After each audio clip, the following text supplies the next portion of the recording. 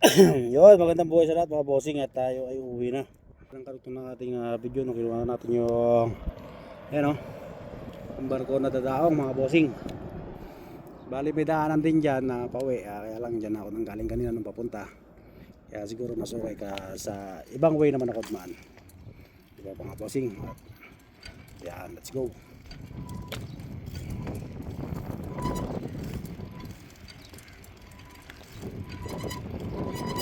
Ngayon break ko mga bossing, medyo maingay na, no?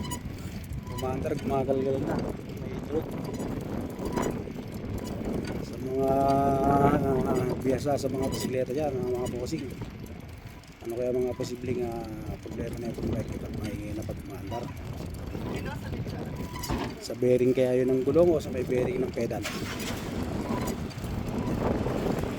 Ano ba kulang dyan mga bossing? Kulang pa sa langis o kailangan na talagang palitan? Kasi langis-langis lang muna mga kailangan niya mga bossing para kahit paano ay makatipid.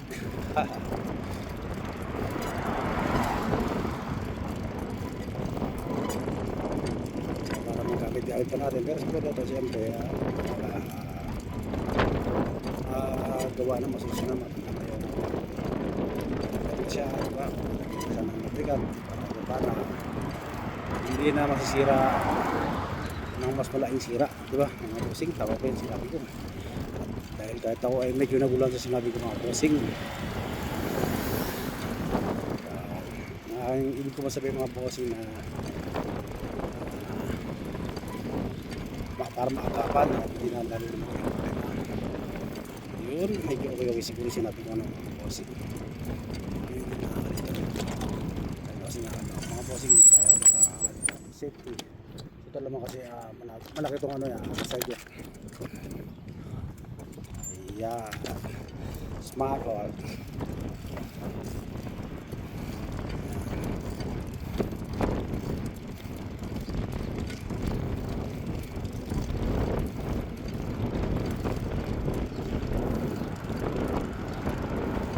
Meron niya din pala mga bossing na spot na nakaligo yung mga turista. Ewan lang kung mga turista rin yan o public ba yun o private mga hotel. Siguro baka ano na exclusive yun mga bossing, no? Pwede mga outsider. Ganun pa man siyempre pwede naman tayo magtanong para ito pa para malaman natin outside ka pa pang guest lang, diba? Yun nga pala mga bossing, yung mga scooter na yan, no? Nakikita sa gilid, nirerentahan yan. Ngayon halimbawa naubos na yung oras mo, kung saan ka abutan ng oras, kung kaya mo na rin, pwede mo na siyang iiwan kahit saan at wala magiging problema yun sa nirentahan mong scooter. Kasi sasabihin din naman nila sa'yo bago mong irenta na pwede mong iiwan yung scooter kahit saan, kasi malapit lang dito, huwag mo lang ilalayo. Sila na bahalang mangolekta niyan pagkabago sila magsara o kung may nag-rent pa. Kaya kung napapansin nyo mga boss nyo, meron na naman doon na isang naiwan. Yan, kung may mag-rent pa at wala na silang scooter doon available, kukolektahin na nila yan yung mga scooter na nakakalat sa tabi-tabi. Total may mga GPS yan eh, kaya alam nila kung saan naka-location yung scooter nila eh. May mga camera din yun, mga ilaw ito.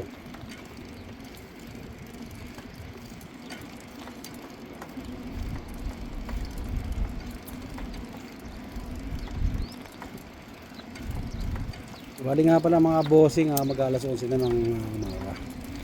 At medyo mataas na yung araw, ating araw, pero hindi pa rin masyado mainit dahil gawa ng taglamig pa.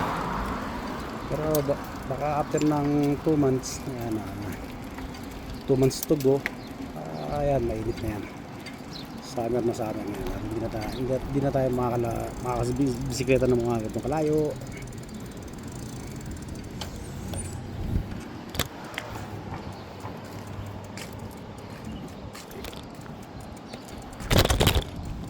At yun nga, medyo nakakauwaw dahil hindi tayo makainom ng tubig sa kalsada dahil pakikisa sa mga kapatid natin mag-aayuno.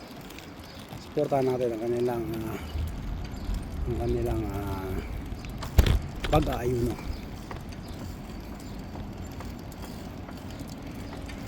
Kaya mabuhay kayo mga kapatid natin Muslim na nag-aayuno. Yan. Yan nga pala dati ng mga busing hotel na yan. Yung Masala Hotel. Diyan madalas namin ganapin yung farewell party. Pagka meron kami mga kasama na nagre-retiro o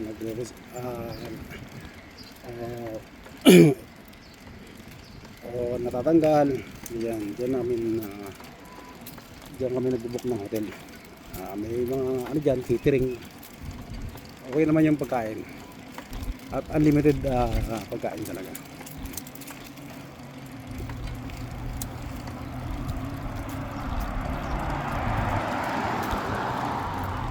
Maraming magagandang bahay dito mga bossing.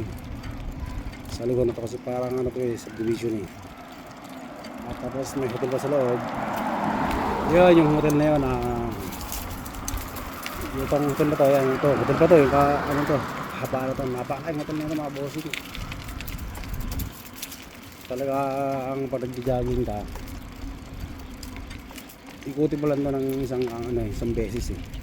Sulit na yun eh. Nasa 45 minutes na yun. Sa mga gusto mag-walking mga bossing, gusto palitan tiyan, walking talaga pinaka-the best. Kung wala kayong hinihintang sakit sa paa, tuhod, yan, masarap mag-walking dito. 45 minutes yan talaga, dire-diretso. Mga 15 days, makikita nyo na agad yung resulta ng katawan nyo, nagbago, nag-transform talaga. Yan. Talagang nag-build ang muscle.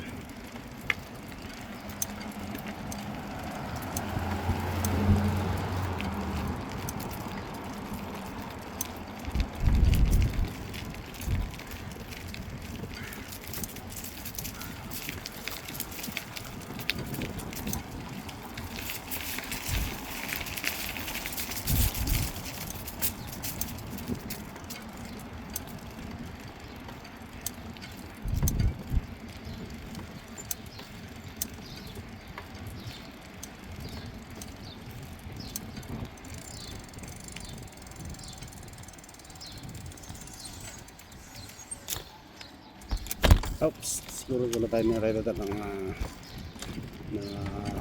pedestrian dahil gawa nang wala naman na masyadong sasakyan ngayon. Dito tayo sa parking side parking para kahit paano safe pa rin. Kasi kailangan natin kumanan dun sa may runabout. Yung kasi yung daan eh, pauwi.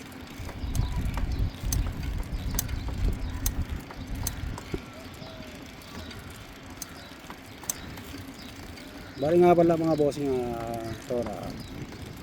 mapapakita ko rin sa inyo ang kagandahan at kalinisan ng lugar na ito. Masarap ang buhay dito sa lugar na dahil na tahimik at alam mo safe ka.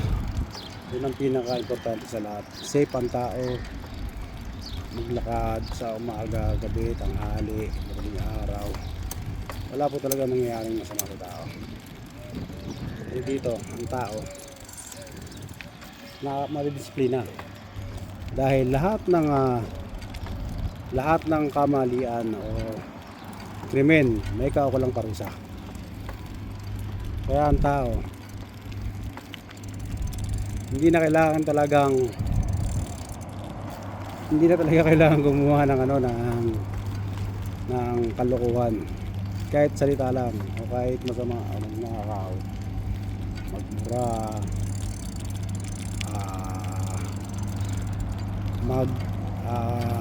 gumamit ng dirty finger, yan, mga ganyan.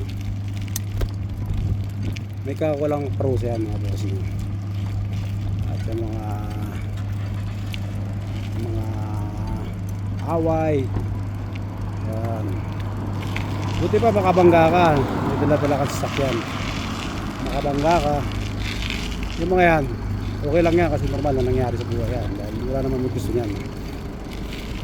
Pero hindi at hindi yan sa ganyan, hindi ka makukulong kahit anong klaseng bangga. Basta wag lang yung nakainom ha, wag lang yung nakagamit ng illegal na pinagbabawal na gamot. At hindi lang po tayo manakit, wag na mangga. Ano mga importante dyan. Sa kaya mga boss nyo, tayo naman yung sakyan. Kahit bisikleta ka lang, paunahin ka niya. Kasi nasa right of way ka eh. Ikaw ang priority sa lane eh. Ganoon dito. Kasi mga tao dito mga bossing, dumaan talaga sa proseso ng pagkuha ng lisensya. Kaya alam nila kung sino yung first priority sa lane. Kung sino ba yung hihinto, kung sino ba yung mag-give way, at kung sino yung mag-go. Lahat talaga alam na ng driver dahil bago pa sila makakuha kami ng lisensya, dumaan kami sa theory, sa ano tawag dito, driving school, dumaan kami sa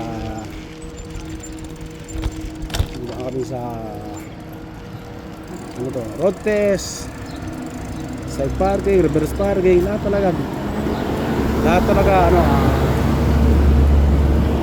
itinuro.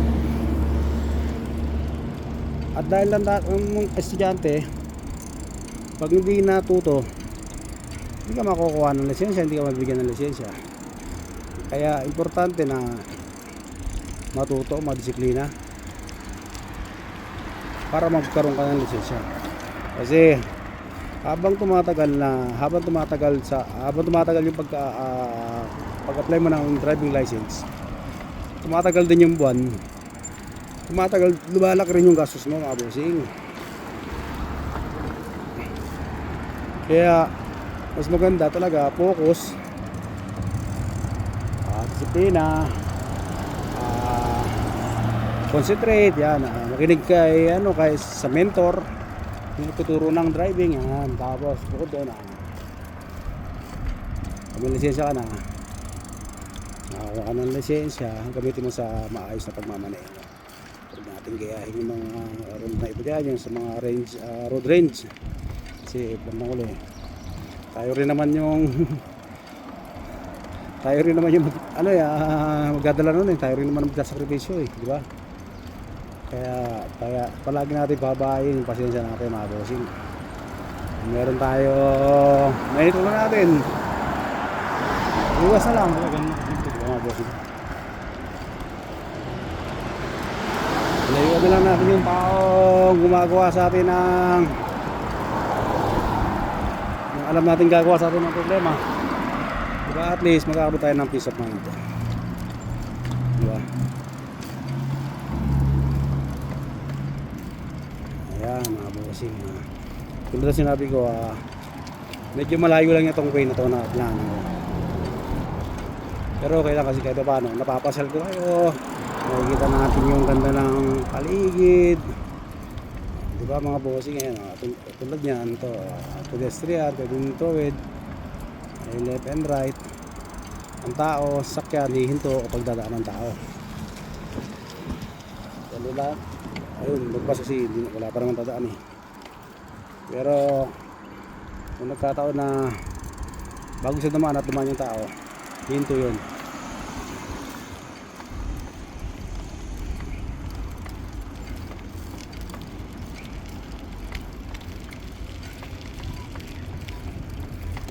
Pero medyo bibilisan na natin mga bossing, no?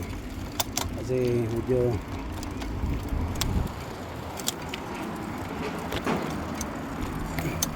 bilisan na natin konti yung pa bisikleta.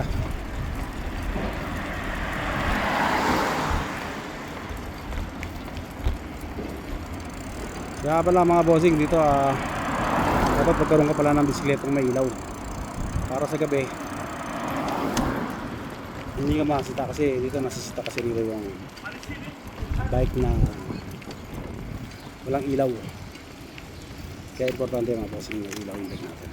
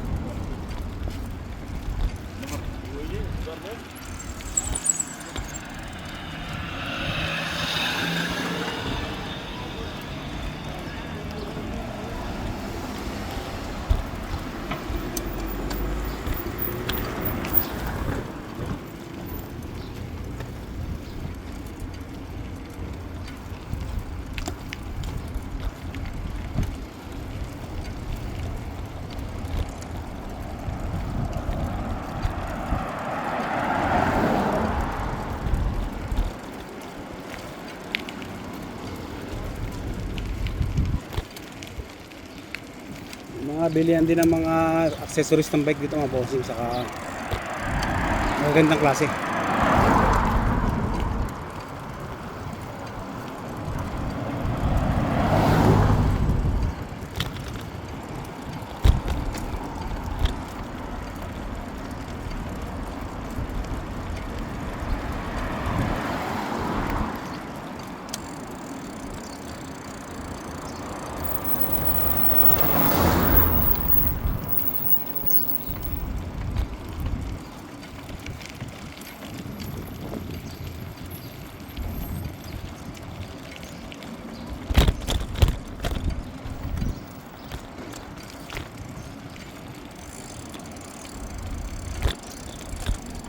Ayan yung Al-Amani.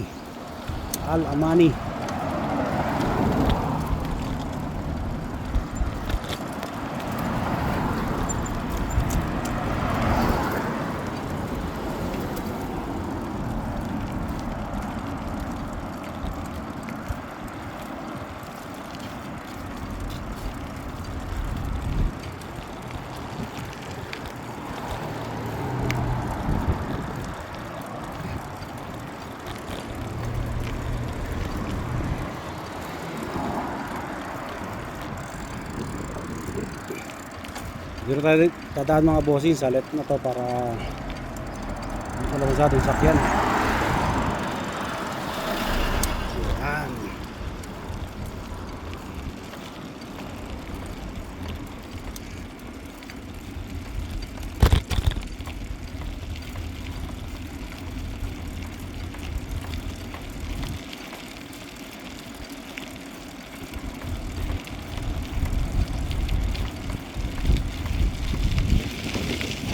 Secure yung mga voice activation ng China car.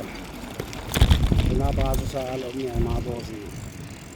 Napakaraming camera, loob, labas, lahat ng pinto. Grabe, saan yung camera sa loob? Saan ba? Kasi nung isang beses yung kontrakto na umaasa na kasi yun.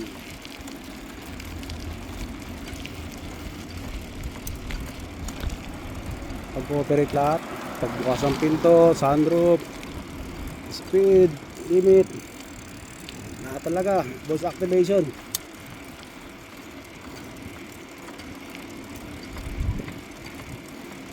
Magaling din yung yung nakaisip nun. Tapos meron lang siyang isang voice lang yung kinocommand niya. Kung sino lang yung nakaregister ata. Kasi nung ako nagsalita ayaw ko tanggapin eh. Kilala niya yung boses eh.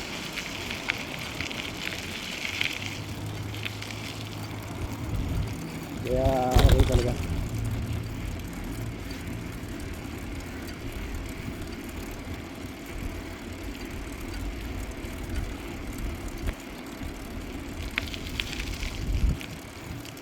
Medyo malayo na rin natin mga bossing.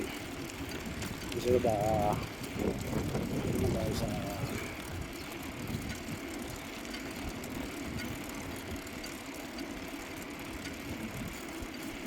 sa ibang ano, sa ibang area.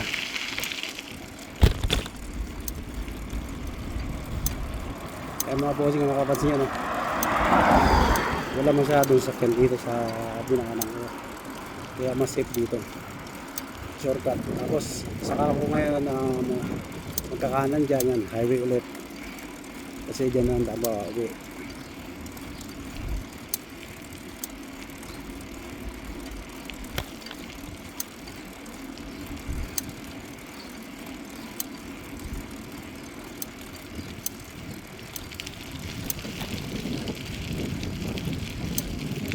Magandang exercise to mga bossing, yung pagbibisikleta.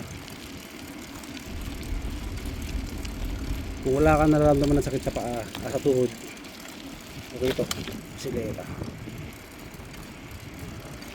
Kung masakit naman yung pinakatalampakan mo mga bossing, okay din ito magbisikleta kasi kung maglalakad ka, napakasakit.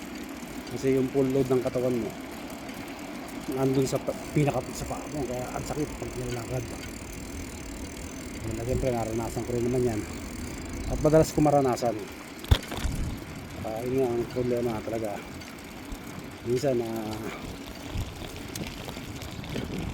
ano ko yung naratakam ako sa Pepsi, mga karni.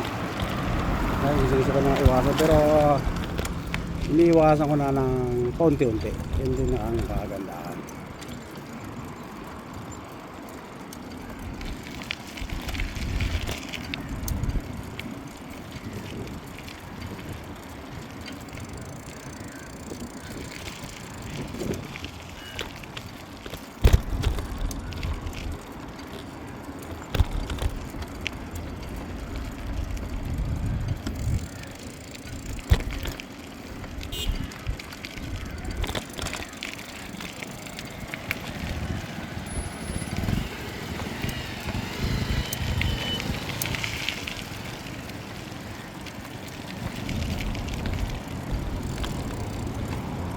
Yan mga bossing, dito tayo sa pinaka bayan. Medyo maganda-ganda na yung ayan ang sasakyan. Hindi malapit-lapit na kapag pa yan.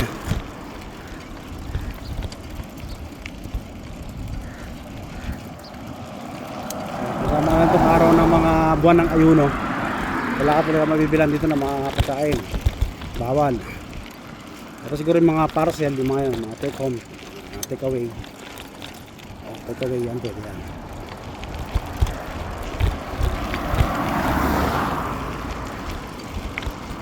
At hanggang dito na lang muna ang video natin yung araw mga bossing. At yun, mag-ingat tayo palagi. Magandang buhay sa lahat.